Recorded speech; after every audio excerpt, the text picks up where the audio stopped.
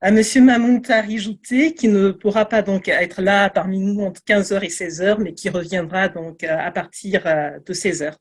Il va donc intervenir sur le financement de la transition verte au Maroc et nous le remercions vivement de sa présence aujourd'hui. Et on sait, nous savons que le Maroc fait justement des efforts importants en termes de verdissement de l'économie et son expérience justement en la matière est très utile et peut-être inspirante pour les autres pays du continent. Je vais donc présenter Monsieur Jouté.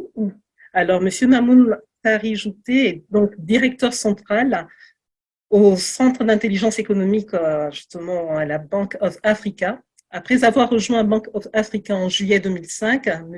Mamoun Tari Jouté a œuvré à la mise en place d'un centre d'intelligence économique et à l'implémentation d'outils d'aide à la décision stratégique. Spécialiste en économie du développement et titulaire d'un doctorat en sciences économiques de l'Aix-Marseille School of Economics, il a pu initier au travers de ses activités professionnelles des réflexions sur des thématiques économiques et sectorielles relatives au Maroc et au continent africain. Il a également accompagné en 2016 le lancement d'Institute of Africa, organe rassemblant l'ensemble des informations et analyses nécessaires pour les investisseurs souhaitant créer de la valeur en Afrique.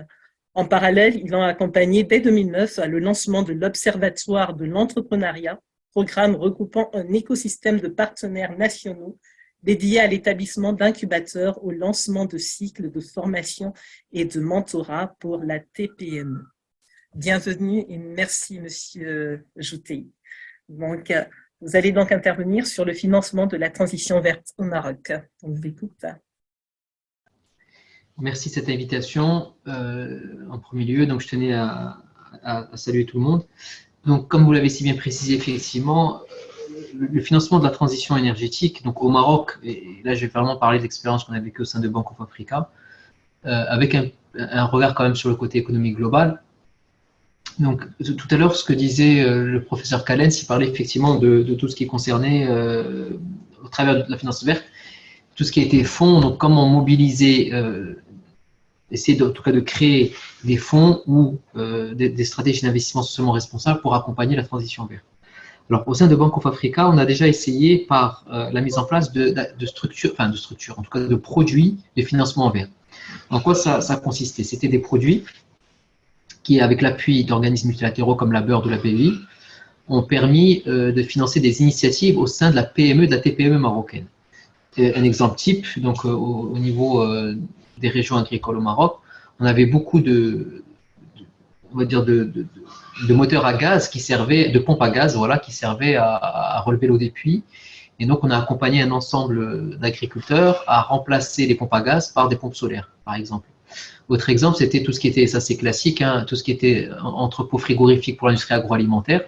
On a remplacé donc l'ensemble de tout ce qui était électricité au fioul ou au gaz par des panneaux solaires, des éoliennes pour qu'ils soient dans des logiques de refroidissement.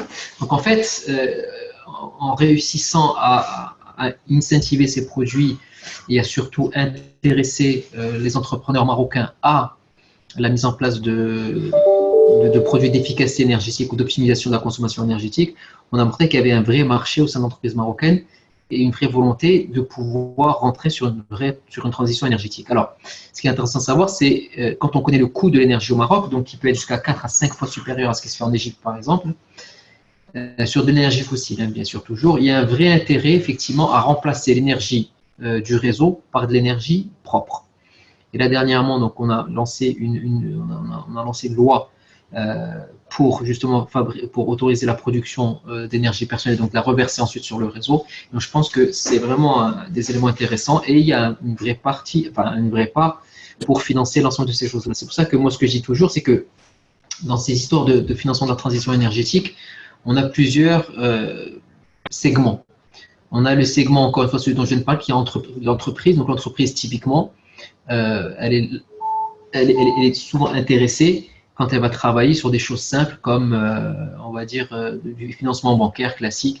À partir du moment où il y a une petite subvention et soit un outil énergétique, soit un accompagnement technique, elle est largement gagnante. Et puis, sur l'énergie électrique, surtout au Maroc, je crois que les calculs ont été faits, entre 3 à 5 ans, elle est rentable. C'est-à-dire que si on donne un crédit moyen terme entre 5 et 7 ans, l'entreprise va commencer à gagner sur son investissement avant la fin de son crédit bancaire, parce que effectivement l'énergie reste un peu chère. Donc ça déjà c'est le premier point. Maintenant effectivement quand on va rentrer sur des grands projets d'envergure comme des centrales solaires, ça c'est plus de la production propre, mais ça va être des centrales solaires sur des modèles spécifiques, c'est là où les fonds effectivement peuvent être intéressants. D'ailleurs on avait un fonds à notre niveau qui était qu'on a lancé sur un fonds vert. Et ce fonds vert, donc la majorité de la ressource a été affectée à du dessalement et à la production d'énergie. Donc on voit que, mais c'était pour une usine de taille relativement costaud, quoi. C'était pour alimenter une ville entière. Donc vous voyez que là, la cible est différente en fonction des segments. Et puis les fonds ISR, là c'est carrément différent. C'est tout ce qui est, c'est des petits tickets qui sont placés et au choix donc sur des entreprises qui sont accompagnées. Donc nous, ce qu'on retient de notre expérience, un peu, c'est ça.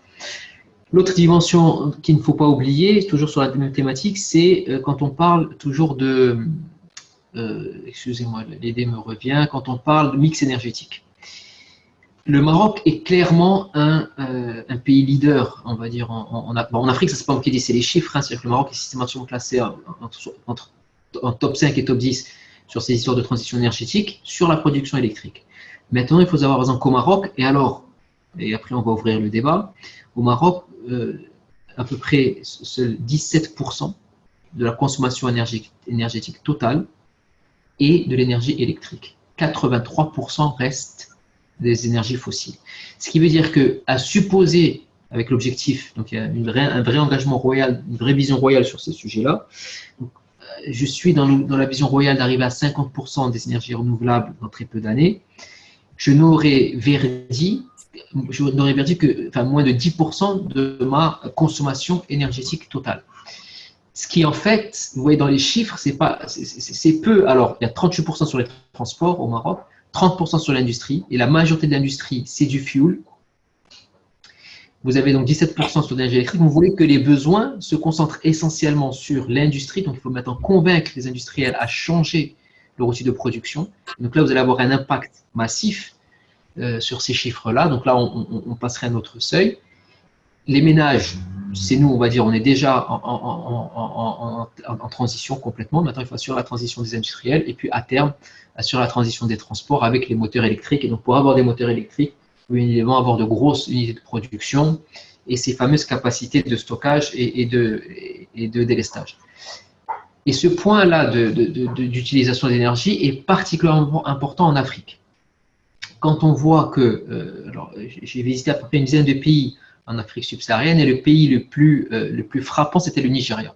Le Nigeria, on est arrivé de l'aéroport et en rentrant sur Lagos, donc on passe par le grand pont qui est entre l'aéroport et la ville, et on voit à droite et à gauche, sur les rives du fleuve, un ensemble de maisons flottantes ou de maisons sur pilotis et un nuage de pollution. Ce nuage de pollution, c'est quoi en fait? Ce sont les groupes électrogènes qui fonctionnent, donc au diesel, et qui fonctionnent 24 heures sur 24 quasiment. Et c'est comme ça dans énormément de pays d'Afrique subsaharienne parce qu'il n'y a pas encore une production d'électricité relativement fiable.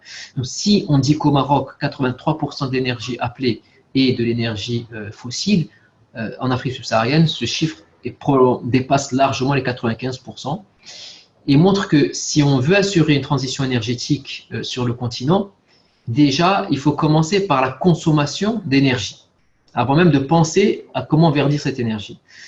Quand on voit qu'il n'y a pas de réseau d'électricité, quand on voit qu'effectivement vous avez des délestages fréquents, quand on voit cet ensemble de choses, en dépit d'un potentiel colossal en termes d'énergie renouvelable, donc alors un chiffre tout simple, hein, vous savez très bien que le barrage sur le Zambèze en République démocratique du Congo peut assurer la production d'électricité pour toute la sous-région, donc pas que la République démocratique du Congo, mais l'ensemble des pays de la sous-région. Donc, je veux dire, le potentiel de production est monumental.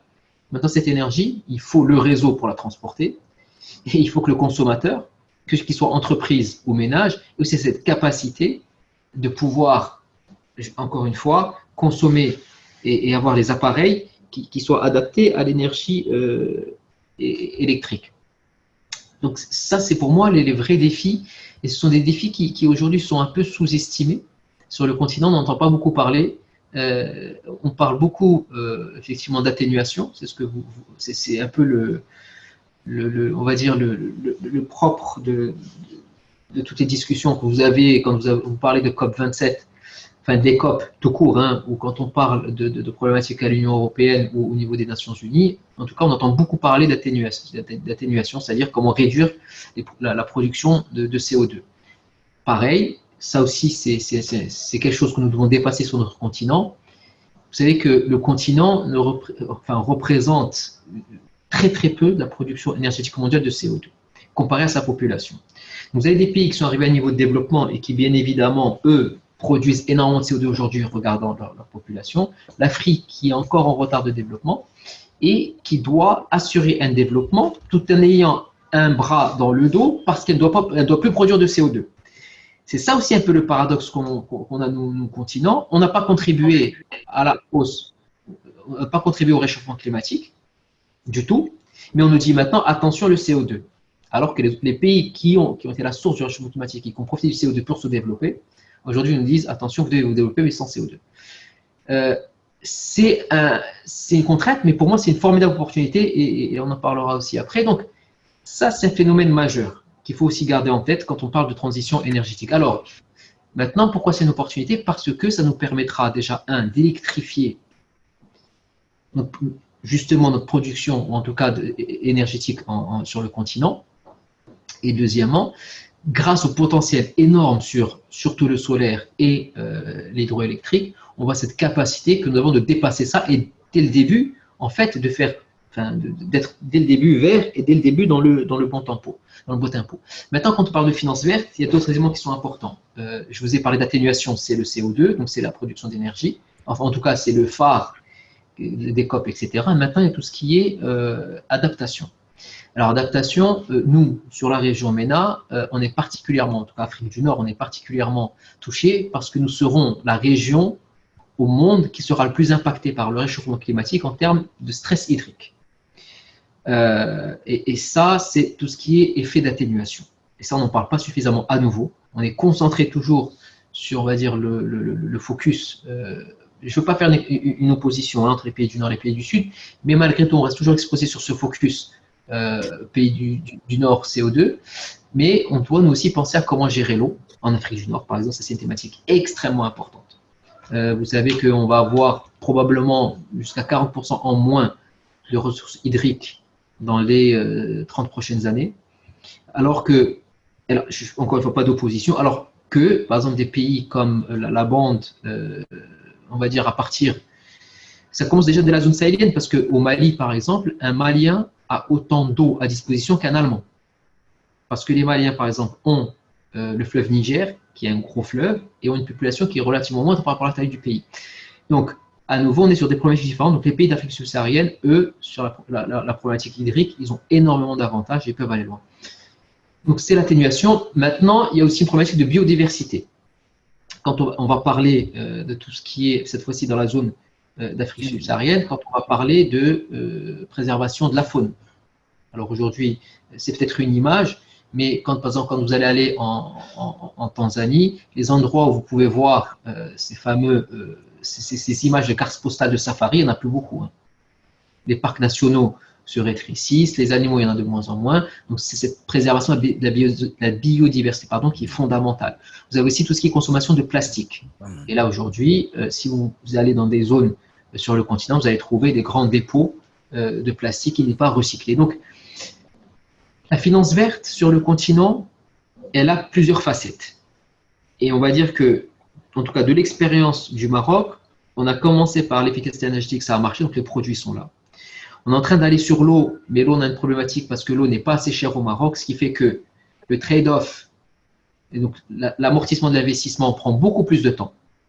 Et donc là, les industriels ne voient plus forcément l'intérêt de rentrer dans des logiques d'économie ou en tout cas d'optimisation de la gestion d'eau, vu le faible coût de l'eau. Mais si on augmente le prix de l'eau, en tout cas on l'augmente à sa vraie valeur, on aura à nouveau un cadre incitatif. Donc il y a l'eau qu'il faudra traiter. Il y a effectivement tous ces phénomènes de biodiversité. Il y a ces phénomènes de préservation de l'environnement sur le côté pollution, et particulièrement pollution au plastique et aux produits chimiques. Sur les produits chimiques, vous voyez le delta du Niger, crois que, alors si je ne me trompe pas, c'est le delta, donc au niveau du Nigeria, de Port Harcourt, voilà ce que je cherchais.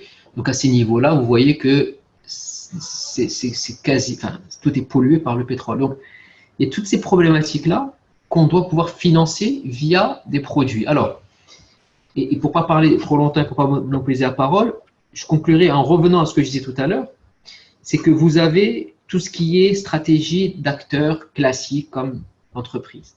Là, aujourd'hui, effectivement, nous avons les produits bancaires qui peuvent aller, donc un financement classique. Vous avez maintenant toutes les problématiques d'envergure comme comment assurer une production de pétrole propre au Nigeria. Ça, c'est des problématiques beaucoup plus complexes et où là, justement, on doit rentrer sur, oui, des fonds, sur de l'accompagnement propre, de l'accompagnement dédié. Et enfin, on a tout ce qui est gestion des matières résiduelles, la valorisation des matières résiduelles. Donc là, c'est les déchets. On parlait tout à l'heure de déchets plastiques. Il peut y avoir des déchets d'aluminium. Là, pareil, on peut rentrer effectivement sur des produits. Alors nous, on avait lancé une ligne à nouveau sur ce segment-là, mais ça n'avait pas très bien marché parce que le côté recyclage n'est pas encore suffisamment développé. Donc, encore une fois, la thématique, c'est de pouvoir proposer des systèmes intégrés de collecte et de recyclage des déchets ou des matières résiduelles. Donc, on a encore beaucoup de maturité sur ce côté-là, on doit aller de l'avant. Il faut, je pense, beaucoup de volonté de nos dirigeants pour nous imposer un cadre incitatif ou un cadre contraignant d'une certaine manière sur certains sujets. Vous avez les normes qui se mettent en place progressivement.